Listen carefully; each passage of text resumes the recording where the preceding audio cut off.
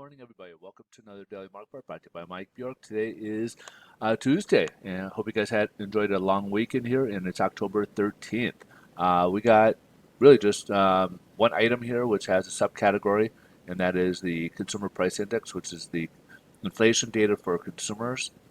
And we'll start off with this one. We'll start off with the annual percentage. I'm sorry. We'll start off with the Consumer Price Index, the headline number. And back in August, it grew month over month at 0.4%. Forecast was supposed to be a little bit tamer at 0.2%, and it came in at expectations at 0.2%. Now, the here's the percentage. Sorry about that. The year over year went from 1.3%. Forecast was calling for 1.4, and it came in at 1.4. So the headline went up one tenth.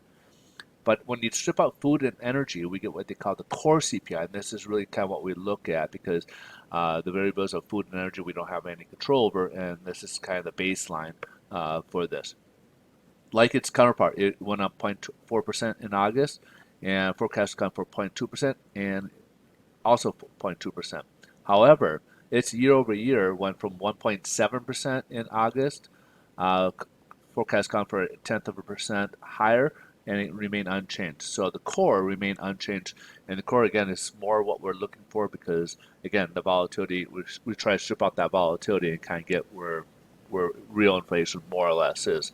Now this isn't the Fed's favorite gauge. The Fed's favorite gauge is the personal consumption expenditure or PCE. However, we do look at this pretty heavily as well. This does have a high impact in terms of what we look at for economic data. Let's jump ahead, see what's going on in the headline news today. Stocks are up a bit. We got quite a few things going on today, especially after a long weekend here. We have Q3 corporate earnings reports beginning to be released. We have a lot of the financials for like Chase, Citigroup, BlackRock, people like that are releasing their corporate earnings reports. So stay tuned. We'll be having probably at least a good month of that. That will take center stage in terms of what we'll see and what's going to affect the stock market. We did have a step back on the vaccine. Johnson Johnson put a pause in their vaccine trials as they had experienced some issues. So they're going to take a pause on that. Uh, Now, last but not least, we got a special event coming from Amazon and Apple today. Amazon, of course, you may know, they are doing their Prime Day, their two-day event, which normally is in July. However, due to the lockdowns and pandemic, they had postponed it to October, so we're kind of closer towards Black Friday. And they start their big sales starting today. Apple, on the other hand, is starting their having a big event for their iPhones and watches and stuff. So they're looking at releasing the new information on their new iPhones, which will be their first iPhones with the 5G capability. And of course, there's a lot of other assumptions with what will be on there in terms of like camera to the speeds and everything else. So uh, that will be a big event for them as well.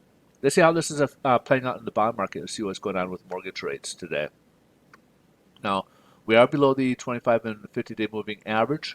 We started the day off, and this is only because we had on Friday a what they call a bond rollover. What that means is that all these loans up rates came up from here.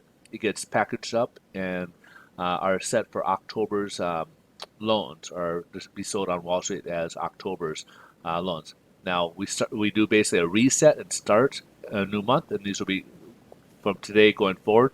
It'll go into November's pricing. So we're kind of pricing these out. That's why we have what they call a 30-day lock on average on these mortgage rates, and how they play out with these.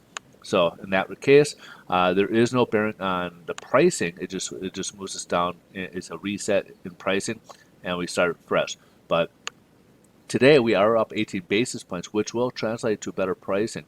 So if we were right here, we would be way up here in terms of pricing, what the candlestick would look like. But however, we did do the reset. We came down lower, but today we are up 18 basis points, which will translate a little bit. We'll see a little bit better pricing in our rate sheets today in terms of mortgage rates. So that's obviously the good news for anyone who's out there looking to refinance or buy. 10-year Treasury is that's kind of putting a little less pressure. That's kind of helping out mortgage-backed securities. It broke below this trend line here, or this technical level here. We'll see if it holds. Now it's approaching the next technical level down below, and we're seeing at just below 0.74% right now on the 10-year Treasury. All right, so that's pretty much the wrap for the day. If you guys are in the market for a refinance or purchase, stay tuned. I will put a link at the end of the video as well to the description.